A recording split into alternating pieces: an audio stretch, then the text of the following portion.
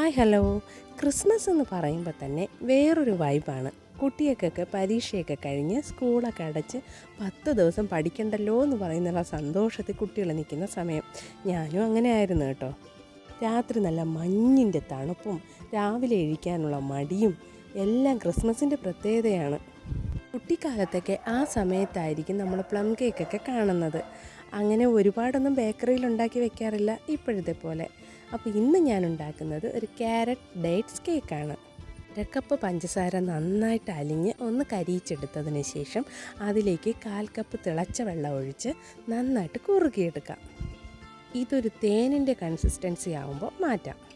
Plum cake മാത്രമല്ല, മധുരമുള്ള പഞ്ചാര കേക്കുകളും പണ്ട് കടകളിലൊക്കെ ഉണ്ടാവാറുണ്ട്. അപ്പോൾ അതിന് വേണ്ടി അതിൽ ഒരു മണ്ടയിലൊരു പൂവ് കാണുമേ, ആ പൂവിന് വേണ്ടി ഞാൻ അടിയിടാറുണ്ട്.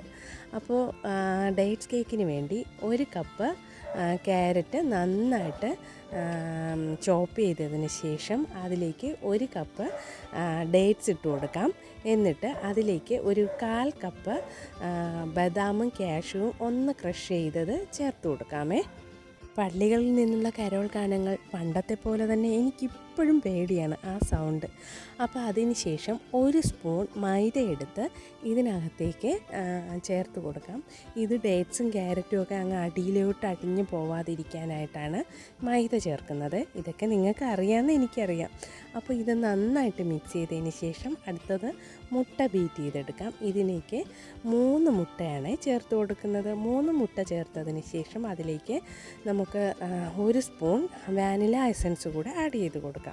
വാനില എസൻസ് ആഡ് ചെയ്തതിന് ശേഷം ഇത് നന്നായിട്ട് ബീറ്റ് ചെയ്യാം.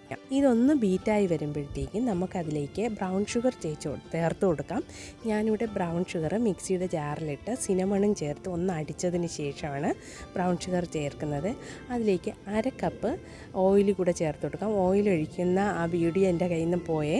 അപ്പോൾ എന്നിട്ട് നമ്മൾ നേരത്തെ തന്നെ കരിയിച്ച് വെച്ചേക്കുന്ന പഞ്ചസാരയും കൂടെ ചേർത്ത് ഒന്നുകൂടെ നന്നായിട്ട് ബീറ്റ് ചെയ്ത് എടുക്കണം. മുട്ട നന്നായിട്ട് പതഞ്ഞ് വന്നതിന് ശേഷം ഇതിലേക്ക് നമുക്ക് മാവ് ചേർത്ത് കൊടുക്കാം. ഞാനിവിടെ 1/2 കപ്പ് മാവ് എടുത്തിട്ടുണ്ട്. മൈദ മാവാണ്. 1/2 കപ്പ് മാവ് നന്നായിട്ട് ഒരു അരിപ്പ വെച്ച്, ഇതിപ്പോൾ നമ്മൾ ഡേറ്റ്സ് കേക്ക് ഉണ്ടാക്കുന്നത് കൊണ്ടാണ് നേരത്തെ ഇടഞ്ഞ് വയ്ക്കാത്തത്. എന്നിലേക്ക് 1 സ്പൂൺ ബേക്കിംഗ് സോഡ ചേർത്ത് കൊടുക്കുക, ബേക്കിംഗ് പൗഡർ ചേർത്ത് കൊടുക്കാം. 1/2 സ്പൂൺ ബേക്കിംഗ് സോഡ കൂടെ ചേർത്ത് കൊടുക്കാം. ഇപ്പോൾ മാവ് നന്നായിട്ട് അരിച്ച് നമുക്ക് ബാറ്ററിലേക്ക് ചേർത്ത് കൊടുക്കാം. ഇതൊരു 2 കിലോയുടെ മെഷർമെൻറ്റാണ്. നമ്മൾ 1/2 കപ്പ് മൈദ എടുത്തതിന് ശേഷം നമ്മൾ ക്യാരറ്റും അതുപോലെ തന്നെ 1/2 കപ്പോളം ക്യാരറ്റും ഡേറ്റ്സും കൂടെ ഇതിലേക്ക് ആഡ് ചെയ്ത് കൊടുക്കുന്നുണ്ട്. ഒരു സ്പാച്ചില വെച്ചിട്ട് ഇതിനെ നന്നായിട്ട് മിക്സ് ചെയ്ത് ഈ ഒരു കൺസിസ്റ്റൻസിയിലാക്കി എടുക്കണേ. നല്ല തിക്കായിരിക്കണം, അല്ലെങ്കിൽ നമ്മുടെ ബാറ്ററിൻ്റെ അടിയിൽ നമ്മുടെ ഈ ക്യാരറ്റൊക്കെ കുടുങ്ങിപ്പോവും. അപ്പോൾ നമ്മൾ നേരത്തെ തയ്യാറാക്കി വെച്ചിരിക്കുന്ന ആ ഒരു ക്യാരറ്റും ഡേറ്റ്സും പിന്നെ കാഷ്യൂവിൻ്റെയൊക്കെ ആ ഒരു പീസ് നമുക്കിതിനകത്തേക്ക് ഇട്ട് കൊടുത്ത് നന്നായിട്ട് ഇതൊന്ന് ഇളക്കി കൊടുക്കാം. ഇനി ഒരു കേക്ക് ടിൻ എടുക്കണം. കേക്ക് ടിന്നിലേക്ക് ഈ ഒരു രീതിയിൽ നല്ല തിക്കായിട്ട് നമുക്ക് ബാറ്റർ ഒഴിച്ച് കൊടുക്കാമേ. കേക്കൊക്കെ ഇപ്പോൾ എല്ലാവർക്കും വീട്ടിൽ തയ്യാറാക്കാമെന്നുള്ളതേ ഉള്ളൂ. ഒരു ഓവൻ തന്നെ വേണമെന്നില്ല. നമ്മുടെ ഗ്യാസ് സ്റ്റൗവിലോ കുക്കറിലോ ഒക്കെ എല്ലാവർക്കും വീട്ടിൽ ചെയ്യാമെന്നുള്ളതേ ഉള്ളൂ. ഇപ്പോൾ ഇവിടെ ഒരു കിടിലൻ ഡേറ്റ്സ് കേക്ക് ആയിട്ടുണ്ട്. അപ്പോൾ ഇന്നത്തേക്ക് ഇത്രയേ ഉള്ളൂ. Happy Christmas.